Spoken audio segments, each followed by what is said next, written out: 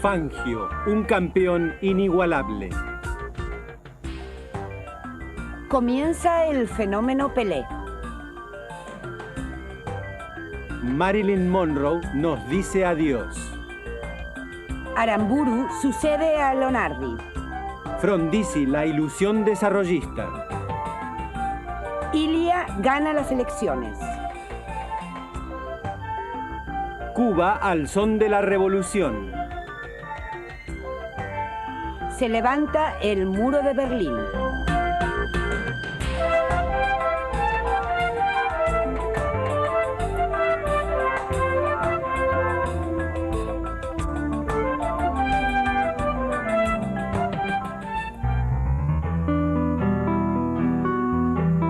Tras derrocar a Perón, el general Lonardi había lanzado la consigna de ni vencedores ni vencidos. Cuando al poco tiempo los militares vencedores exigieron una desperonización enérgica del país, Lonardi, ya enfermo, renunció. El 13 de noviembre de 1955 lo sucedió el general Pedro Eugenio Aramburu. El contraalmirante Rojas siguió de vicepresidente. Y se terminaron las ambigüedades. Una política de mano dura intervino la CGT y prohibió todo símbolo justicialista. El 9 de junio de 1956, un levantamiento peronista se saldó con más muertos. Fueron fusilados 34 insurrectos, militares y civiles, entre ellos el general Juan José Valle, jefe de la rebelión. A principios de 1957, Aramburu convocó a las urnas para homologar la derogación de la Constitución de 1949, ya suprimida por decreto. El 24% de los votos en blanco reflejó que, aunque proscripto, el peronismo seguía siendo la primera mayoría. La Unión Cívica Radical, la segunda mayoría del país, se había dividido a principios de 1957. Por un lado, la Unión Cívica Radical del Pueblo, liderada por Ricardo Balbín. Por otra, la Unión Cívica Radical Intransigente, dirigida por Arturo Frondizi, cuyas banderas, sobre todo en materia petrolera, seducían a ciertos sectores progresistas.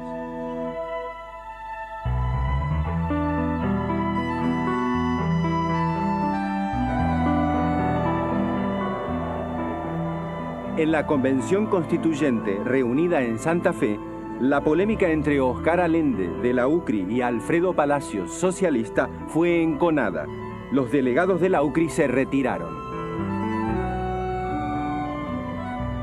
Aramburu convocó a elecciones presidenciales. Frondizi comprendió que, aún depuesto y exiliado, Perón seguía siendo un interlocutor inevitable de la política argentina. En función de un pacto secreto, Perón ordenó votar por la UCRI. A cambio, Frondizi debía derogar la proscripción del peronismo y levantar la intervención de los sindicatos.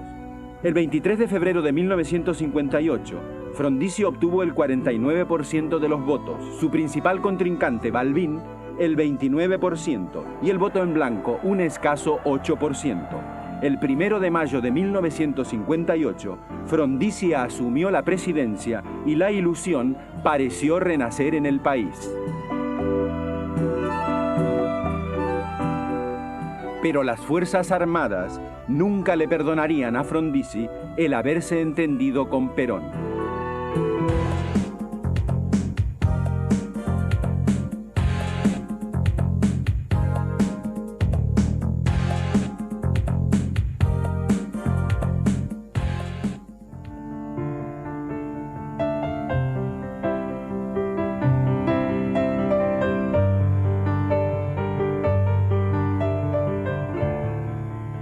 En los años 50, Joan Miró se consagró como artista universal. Sus pinturas, cerámicas y esculturas recorrieron Europa y Estados Unidos. Ganó la Bienal de Venecia del grabado y realizó el mural de Harvard. Eisenhower lo recibió en la Casa Blanca. Fue también un guiño democrático a España. Con Llorens Artigas, Miró pintó los murales de la sede de la UNESCO en París.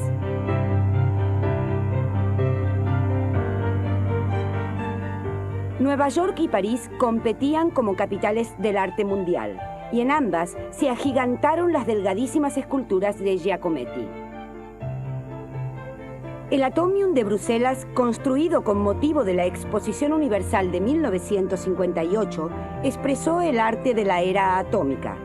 La escultura de 110 metros de alto simboliza una molécula de cristal ampliada 165 veces. El irlandés Samuel Beckett estrenó en París Esperando a Godot, y el Teatro del Absurdo le hizo ver al público lo irracional de sus propias esperas y esperanzas.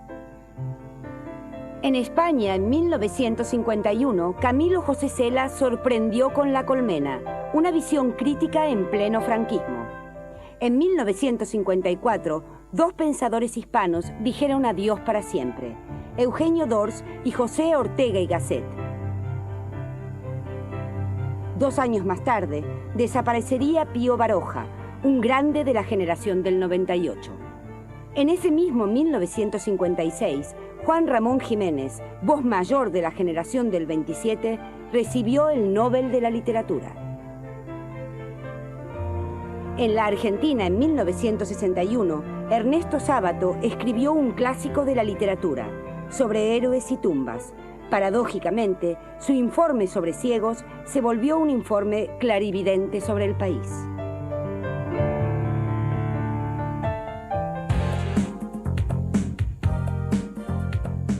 En Estados Unidos se lanza al mercado el primer videoteléfono. En Lima, la Argentina gana el Campeonato Sudamericano de Fútbol. Y los artífices del triunfo son los Carasucias: Corbata, Maschio, Angelillo, Sibori y Cruz. En tanto, se inaugura en Rosario el Monumento a la Bandera.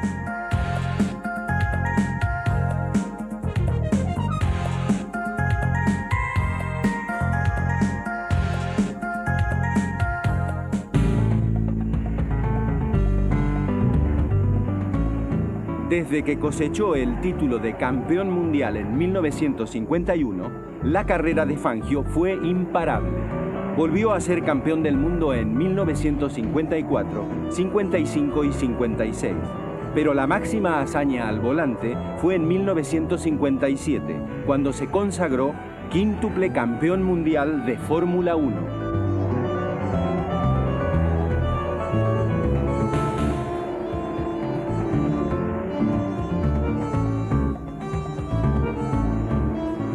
Nacido en Balcarce, provincia de Buenos Aires, el 24 de junio de 1911, el Chueco, como lo llamaban sus amigos, mamó el conocimiento del motor en su taller mecánico y en las polvaredas del turismo carretera.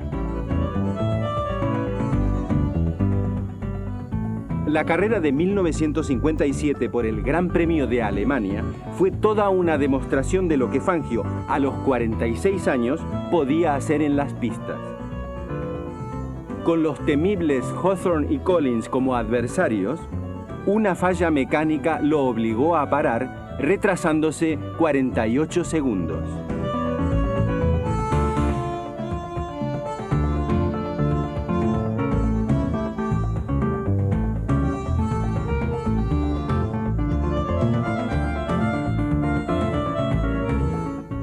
Nuevamente en carrera, durante 3 vueltas, la ventaja de sus adversarios se mantuvo.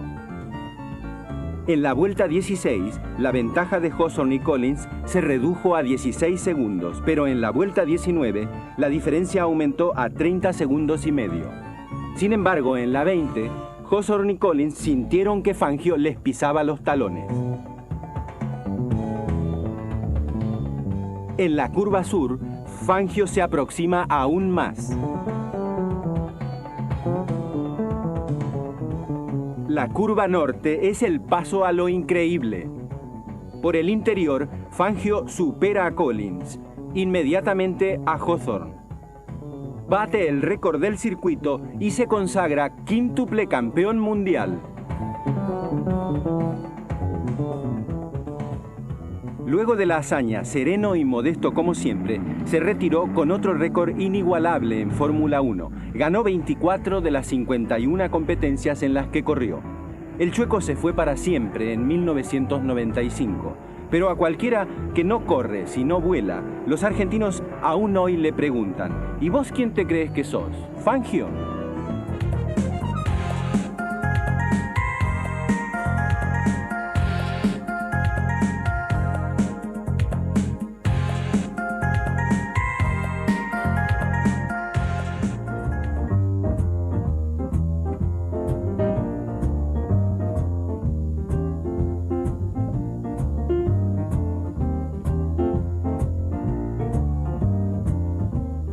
En los años 50 el mundo pareció marchar como sobre ruedas.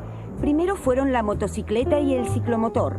Luego irrumpieron los miniautos como el Isetta. Pero el vehículo más consagrado fue el escarabajo de Volkswagen, que en 1955 llegó a la unidad 1.000.000.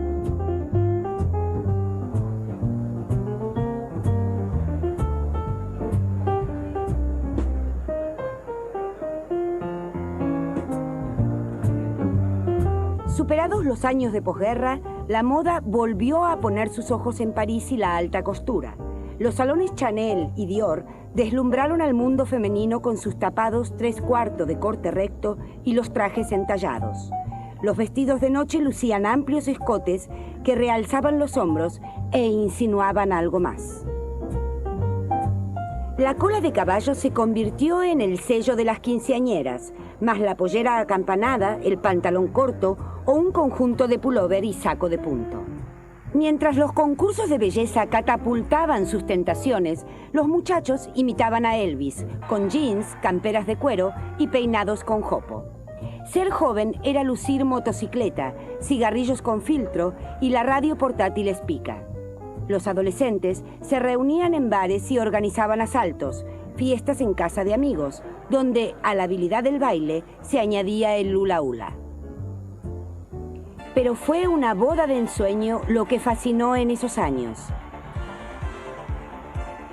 El 19 de abril de 1956, en Montecarlo, la actriz norteamericana Grace Kelly y el príncipe de Mónaco, Rainiero III, fueron aclamados.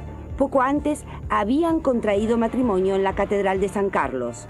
Aquel amor, su matrimonio, sus hijos y su muerte harían latir durante décadas a la prensa del corazón.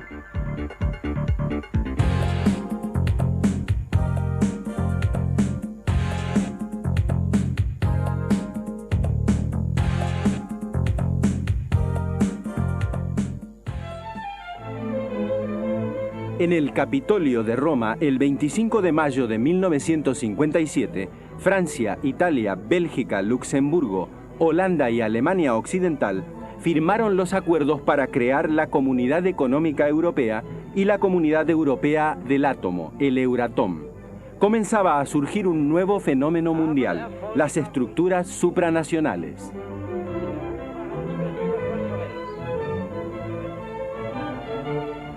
El ministro francés de Asuntos Exteriores, Robert Schuman, impulsó el nacimiento de las primeras instituciones europeas comunes. Surgió la Comunidad Europea del Carbón y del Acero, la CECA, y en 1951 se sentaron las bases de la Comunidad Europea.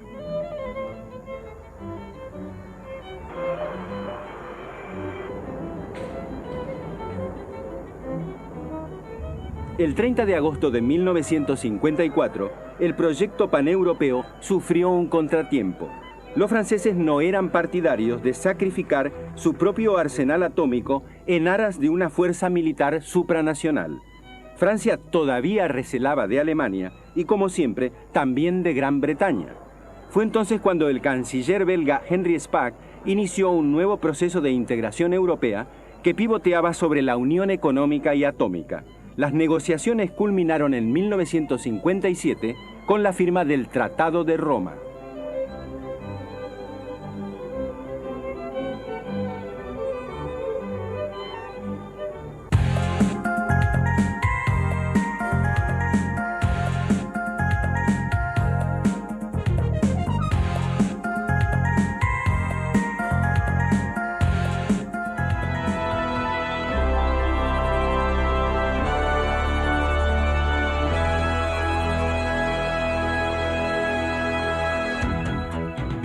El principal objetivo de los científicos en los años 50 se centró en el uso pacífico de la energía nuclear. Con el lema Átomos para la Paz, el presidente norteamericano Eisenhower impulsó las investigaciones para el aprovechamiento económico de la energía atómica. La Unión Soviética no se quedó atrás y en 1954 levantó en Novinsk la primera central nuclear. Los ingleses se pusieron al día con el reactor de Calder, de 50 megavatios. El mundo comenzó a tomar conciencia de que el apocalipsis podía ser mucho más que una alegoría bíblica. Un importante descubrimiento revolucionó la tecnología médica. El cirujano norteamericano Gibbon realizó la primera operación quirúrgica con la ayuda de un aparato cardiovascular. Nuevas técnicas de refrigeración permitieron el desarrollo de los alimentos ultracongelados, que se volvieron habituales en los supermercados y revolucionaron los hábitos de la alimentación. La firma inglesa EMI presentó el primer escáner. Una pantalla exploradora con una computadora integrada le daba un espaldarazo decisivo a la medicina. La imagen se cubría línea a línea mediante un haz de electrones que transfería los datos al sistema computarizado.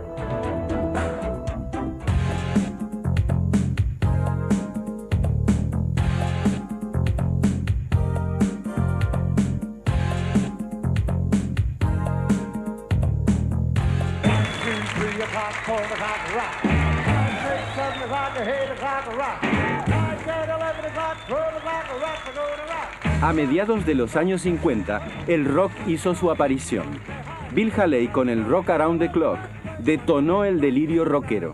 Mezcla de música country y blues, el nuevo estilo electrizó al mundo y más que en un tipo de música, se convirtió en la protesta juvenil contra la domesticada sensatez de los mayores.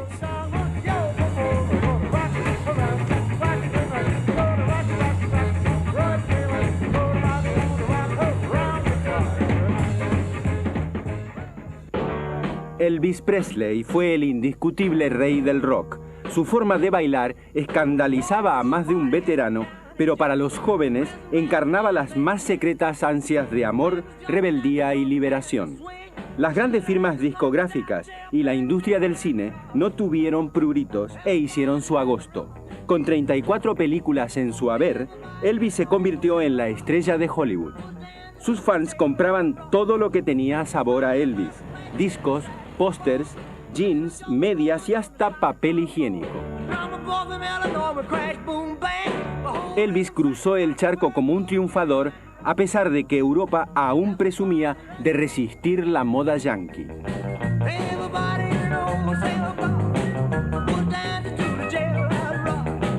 Pero las emisoras norteamericanas de la Alemania ocupada emitían rock, y Radio Luxemburgo comenzó a emitir rock.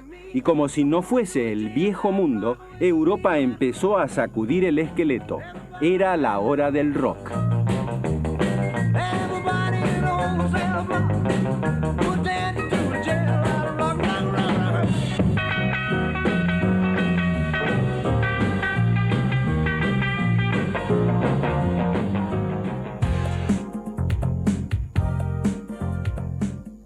Leonard Bernstein estrena el musical West Side Story. La puesta en órbita del satélite ruso Sputnik inicia la era espacial. La Iglesia Católica se viste de luto por la muerte de Pío XII.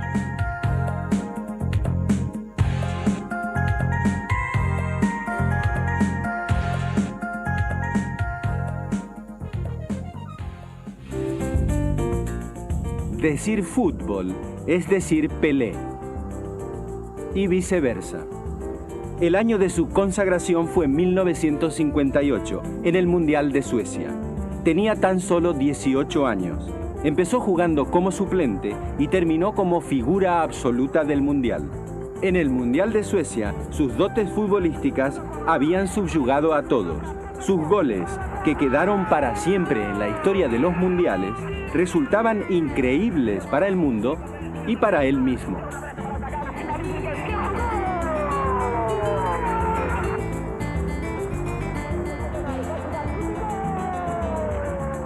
Después de derrotar a Suecia por 5-2, al festejar la Copa, Pelé lloró como un chico. Pero Brasil reía. Podía presumir, esta vez en serio, de tener un jugador que era o más grande do mundo.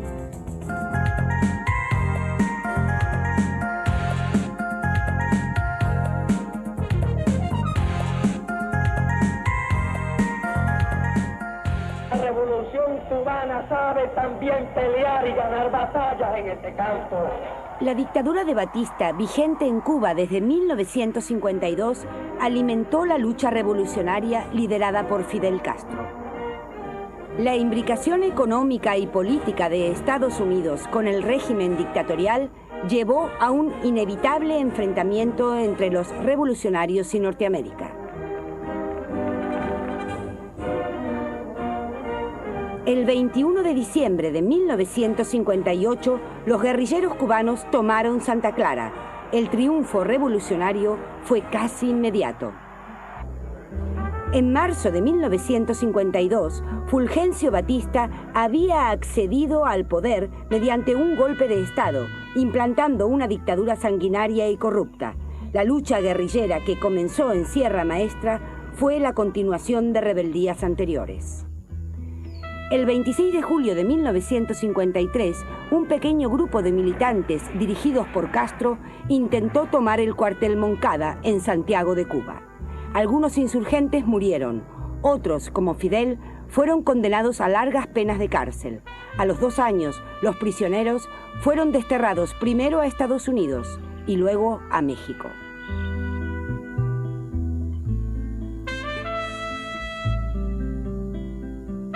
En el exilio, Fidel Castro conoció a Ernesto Che Guevara.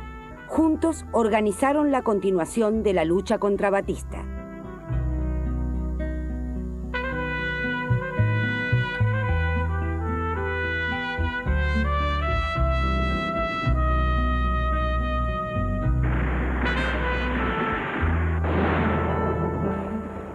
El 2 de diciembre de 1956, con otros 80 rebeldes, Fidel y el Che desembarcaron en Cuba.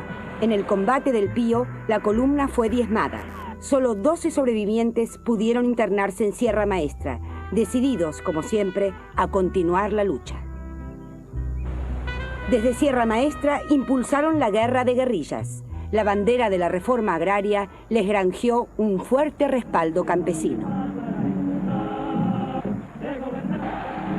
En la ciudad, los estudiantes también apoyaban su lucha. Los barbudos entraron en La Habana el 1 de enero de 1959. Ese mismo día, Fulgencio Batista huyó al extranjero. Fidel Castro se convirtió en jefe del gobierno revolucionario cubano.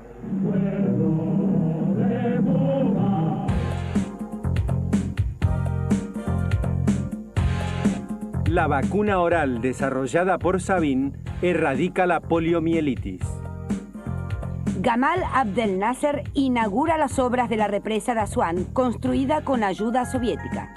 Nureyev, el aclamado bailarín ruso, pide asilo político en París.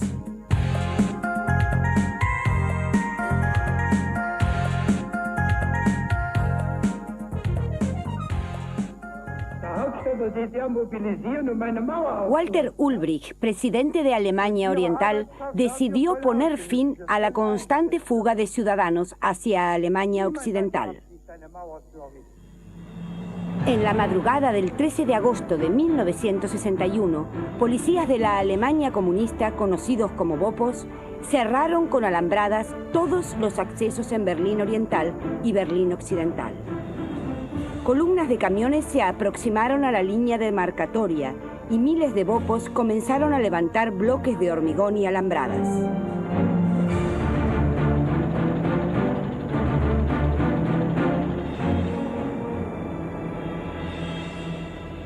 La construcción del muro de Berlín acentuó dramáticamente la división de Alemania y del mundo.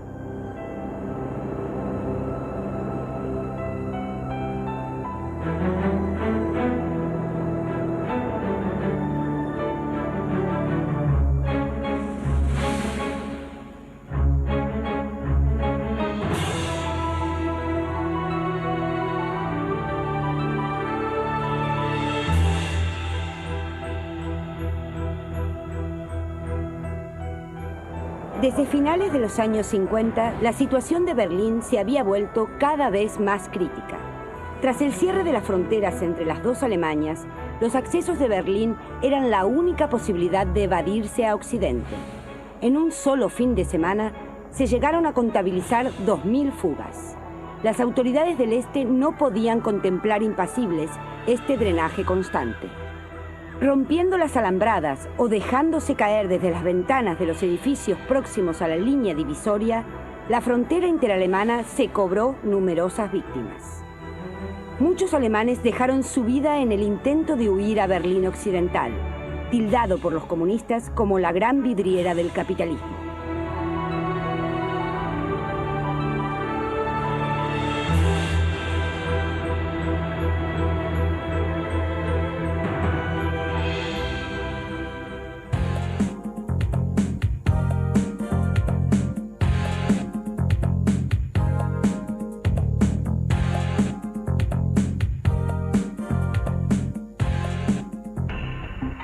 Tras asumir, Frondizi decretó un aumento salarial del 60% y promulgó una ley de asociaciones profesionales casi igual a la de 1945, derogada por la Libertadora. Las leyes de erradicación de capitales extranjeros promovieron el desarrollo de la siderurgia, la petroquímica, la celulosa, la industria automotriz, la energía y, sobre todo, el petróleo.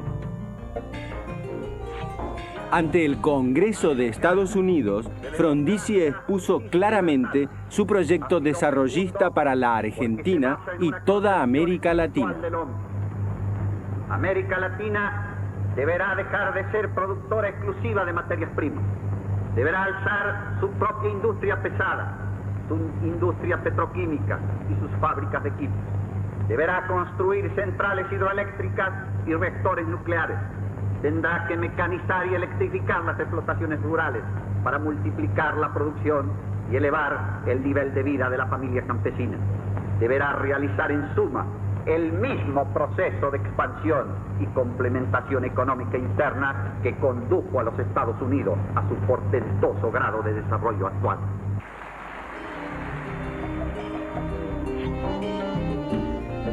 Las inversiones extranjeras de $20 millones en 1957 subieron a 248 millones en 1958. La puesta en marcha de Somisa impulsó la producción de acero y automotores.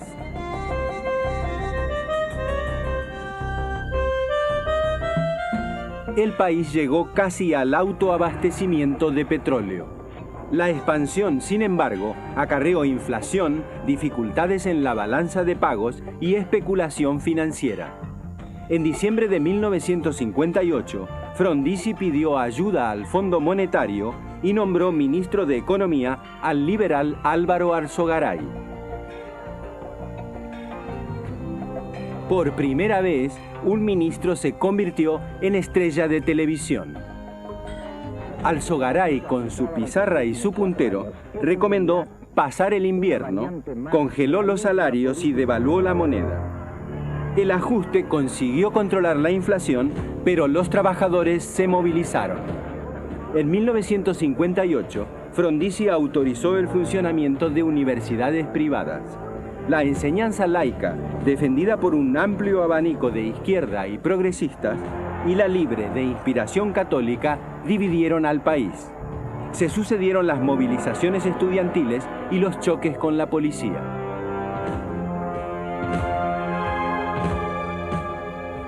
La represión a la huelga del frigorífico Lisandro de la Torre en enero de 1959 puso a los sindicatos en pie de guerra. El sindicalismo, liderado por el metalúrgico Augusto Timoteo Bandor, decretó numerosas huelgas, como la de ferroviarios y bancarios. También apeló al sabotaje, como el cometido contra Gas del Estado en Mar del Plata. Fue un momento de gran tensión promovido por la llamada resistencia peronista. Hacía ya un tiempo que la relación con el peronismo estaba resquebrajada. El 14 de marzo de 1960, Frondizi intentó restaurar el orden con el Plan Conintes, Plan de Conmoción Interna del Estado. Ciertos gestos de Frondizi, como el recibir a Fidel Castro y luego al Che Guevara, irritaron a las Fuerzas Armadas embanderadas con Estados Unidos en la Guerra Fría que dividía al mundo. El 18 de marzo de 1962, el triunfo del peronista Andrés Framini en la provincia de Buenos Aires encendió la luz roja en los cuarteles. Bajo presión militar, Frondizi anuló las elecciones. Ya había sufrido una treintena de planteos militares y a todos había tenido que ceder algo. Pero no fue suficiente. Tampoco bastó su reiterada frase de "no renunciaré, no me suicidaré, no me iré del país".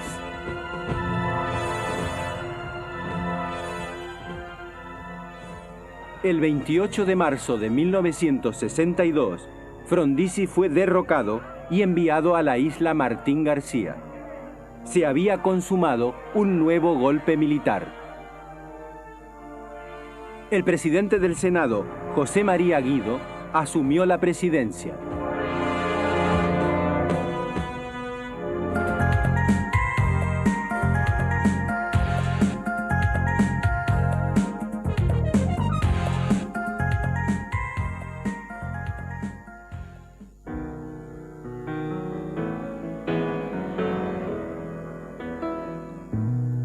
Marilyn Monroe fue el símbolo de toda una época.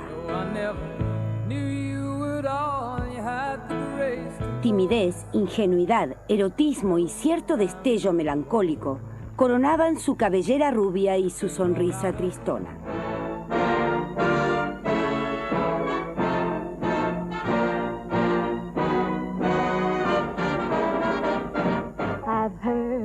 Affairs that are strictly platonic, but diamonds are a girl's best friend. Los caballeros las prefieren rubias o la comezón del séptimo año difundieron su imagen en todo el mundo. Good night, honey. La fotomodelo Norma Jean Baker atrajo a los directivos de la 20th Century Fox, quienes intentaron encasillarla en el rol de rubia explosiva y tonta, mientras los publicistas solo vieron en ella una bella carnada.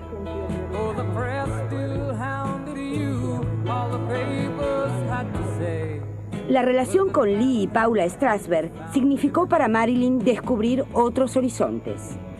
En el famoso Actors Studio, Marilyn se sintió valorada como actriz y como persona. Su vida privada también pareció cambiar. De procedencia humilde, Marilyn conoció el gran mundo. Tras un primer fracaso matrimonial, se casó con Joey DiMaggio, un héroe popular de béisbol. Divorciada de nuevo, Marilyn se casó con el escritor Arthur Miller, quien le abrió las puertas del mundo de la cultura. Miller estaba escribiendo el guión de Vidas Rebeldes. Fue la primera película en que Marilyn desempeñó un papel importante. Malogrado su casamiento con Arthur Miller, Marilyn inició entre bambalinas una relación con John Fitzgerald Kennedy. Mr. President, happy birthday to you. Marilyn estaba tan convencida de la solidez de este nuevo vínculo que llegó a anunciar a sus íntimos que pronto sería la primera dama de Estados Unidos. En aquella época, Marilyn Monroe iba a rodar la película Algo que dar. Fue todo un presagio. La Fox la echó antes de comenzar la filmación. La reemplazó Doris Day y la película se llamó Yo elegí a la otra. La relación imposible con Kennedy, el hombre más poderoso de la Tierra, elevó las cotas de su depresión. En la madrugada del 5 de agosto, la encontraron muerta en su casa. En su mesita de luz, un frasco de somníferos.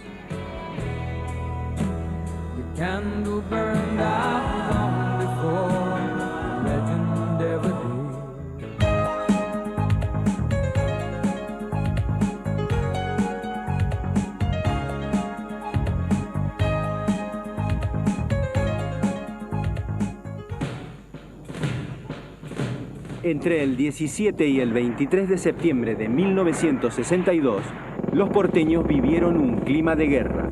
Se sucedieron algunos enfrentamientos armados en plena ciudad, como ocurrió en Plaza Constitución, Parque Chacabuco y en Parque Avellaneda, con vuelos rasantes y ataques intimidatorios. Pese a que seguía de presidente el doctor Guido, las Fuerzas Armadas ejercían un papel tutelar. Pero una cosa es el uniforme y otra la uniformidad. Se discutía la continuidad constitucional. Un sector se opuso a un nuevo golpe y las Fuerzas Armadas se dividieron en dos bandos.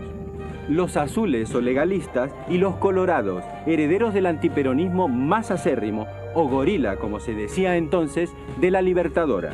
Se impusieron los azules. El general Juan Carlos Onganía asumió la comandancia en jefe del ejército. Sin embargo, el 2 de abril de 1963, la Marina se sublevó. Aunque derrotada militarmente, impuso sus condiciones políticas. Y el ejército volvió a decir no al peronismo, que en las próximas elecciones, proscripto, volvería a ser el gran ausente.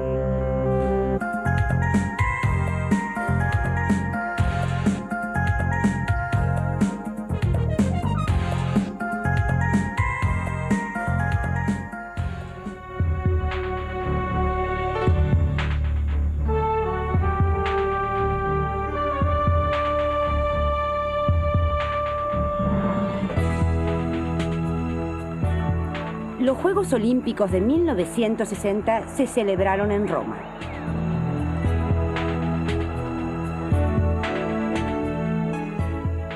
Vilma Rudolph, la llamada Gacela Negra, venció en las carreras de 100 metros, 200 metros y vallas.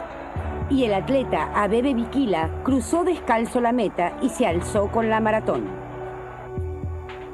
Tokio fue la sede de los Juegos de 1964. La gran vedette fue la atleta rusa Larisa Latinia. Cosechó medallas en todas las pruebas gimnásticas.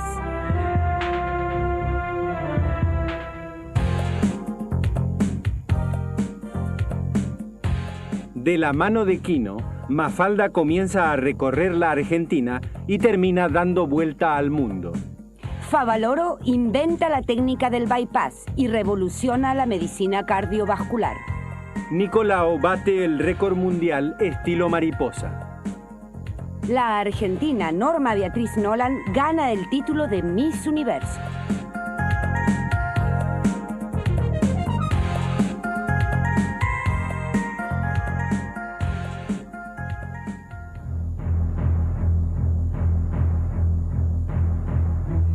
El 14 de octubre de 1962, aviones de reconocimiento norteamericanos descubrieron en Cuba rampas lanzacohetes. Estados Unidos no podía acostumbrarse a la idea de que Cuba, hasta hace unos años bajo sus órdenes, siguiese ahora con Fidel Castro una política independiente y estrechase sus relaciones con la Unión Soviética. El descubrimiento de las rampas para misiles elevó la tensión mundial al borde del cortocircuito. Tal como advirtiese Kennedy, cada misil era capaz de alcanzar Washington, el Canal de Panamá, Cabo Cañaveral o cualquier ciudad del sureste de Estados Unidos.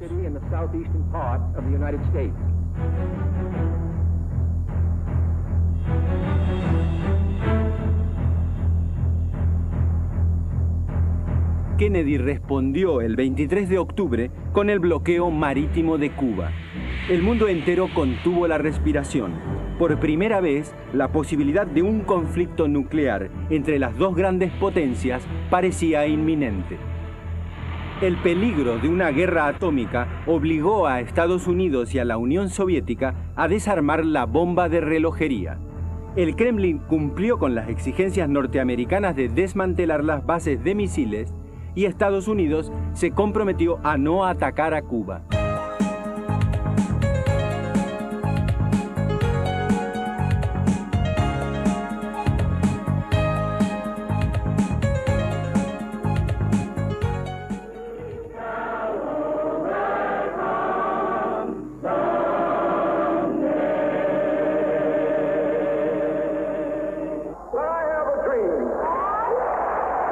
un sueño, dijo Martin Luther King, que algún día los hijos de los antiguos esclavos y los hijos de los antiguos amos puedan sentarse a la misma mesa.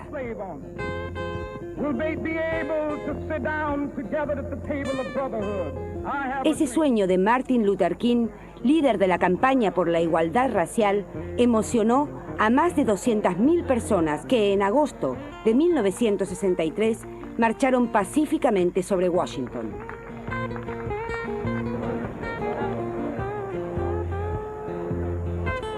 Más de 1 millón de soldados negros norteamericanos habían luchado en la Segunda Guerra por la democracia.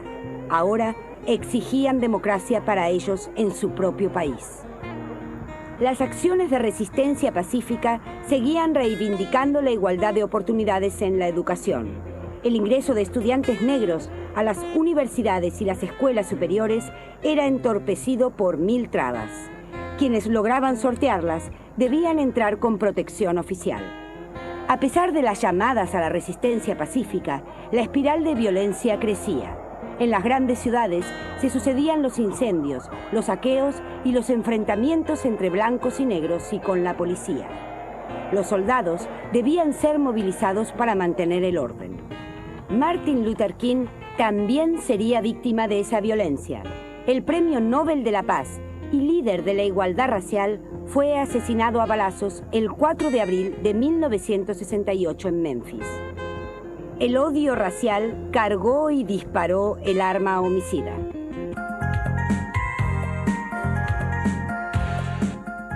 Buenos Aires le dice adiós a los tranvías que hacen su último viaje. Cortázar publica Rayuela y cambia las tradicionales reglas de juego de la literatura.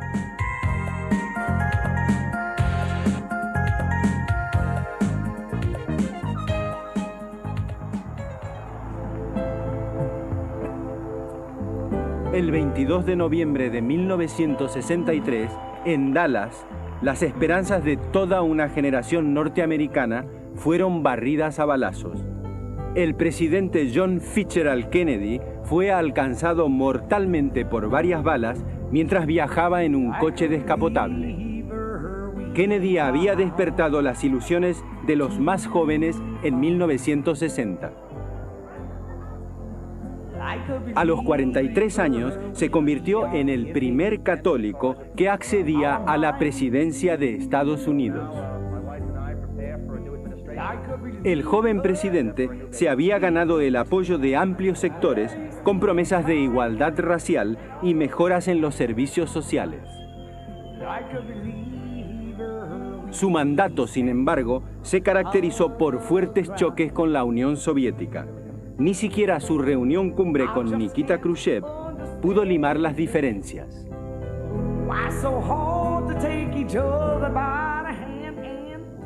Kennedy, acompañado de su esposa Jackie, creó un nuevo estilo de gobernar. La Casa Blanca se convirtió no solo en un centro político, sino también cultural y social.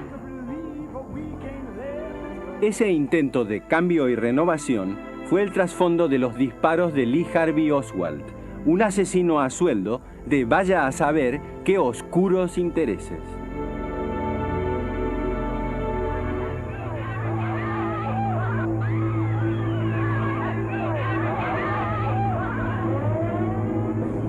El 24 de noviembre, Oswald iba a ser trasladado desde la comisaría de Dallas cuando Jack Ruby, dueño de un bar nocturno, lo mató a tiros ante millones de telespectadores. El magnicidio del siglo aún sigue siendo un misterio.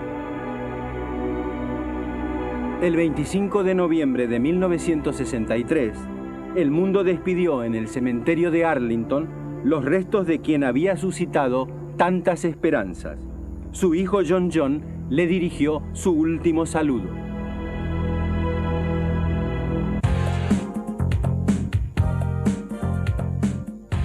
El líder nacionalista Ben Bella asume la presidencia de Argelia. El Papa Pablo VI, primer pontífice que visita Tierra Santa. Independiente se consagra como el primer equipo argentino que sale campeón de América.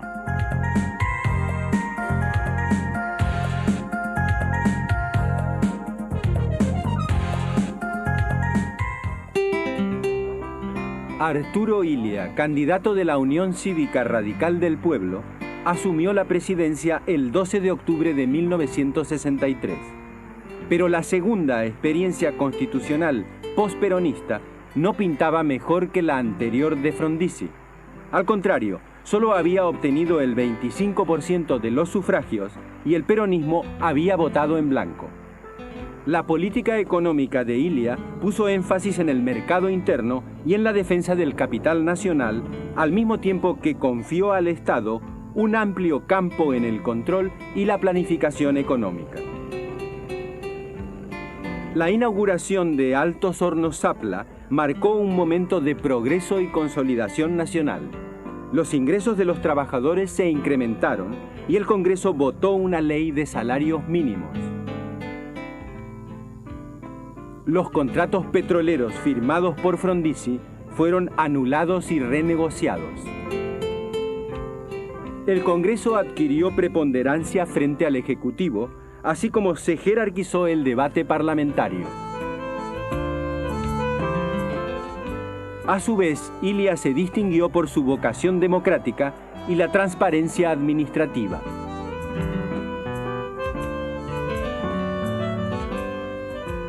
La visita del general de Gaulle, que, retirado de la OTAN, amagaba en el mundo una política tercerista, pareció darle a Illia un realce internacional.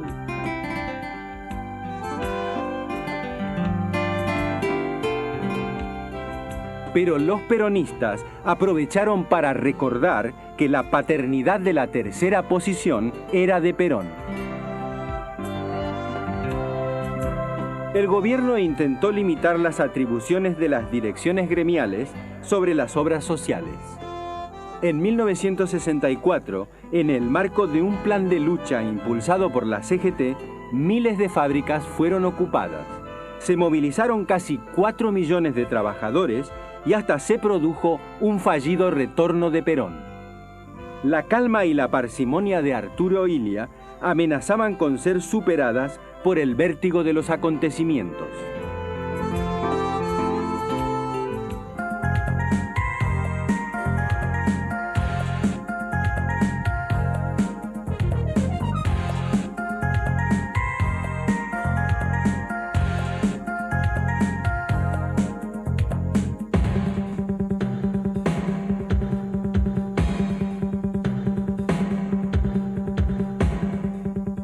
Alfredo Di Stefano, un grande entre los grandes, integró en forma alternativa la famosa máquina de River, pero su gran fama la alcanzó en el Real Madrid, donde su juego exquisito entre 1953 y 1964 le dio al equipo merengue 8 campeonatos y 5 Copas de Europa consecutivas. En esta final de la Copa Europea de 1960, en la cual el Real Madrid ganó por 7-3 al Eintracht de Frankfurt, la saeta rubia, como lo llamaban los españoles, convirtió 3 goles. Adolf Eichmann fue condenado a muerte y ejecutado en Israel. El ex jerarca nazi Eichmann, responsable de la muerte de millones de judíos, fue descubierto en la Argentina por comandos israelíes y trasladado a Jerusalén. En abril de 1961, juzgado por crímenes contra la humanidad, fue condenado a la horca. En 1962, en Chile, Brasil se consagró campeón mundial de fútbol por segunda vez en su historia.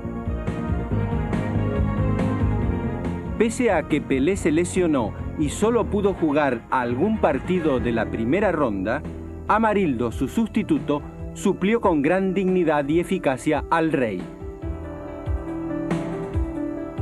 Pero fue Garrincha la gran estrella brasileña.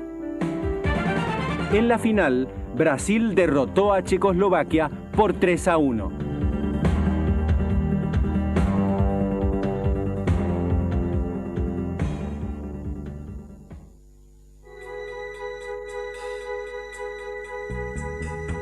Del Che Guevara al Mayo francés.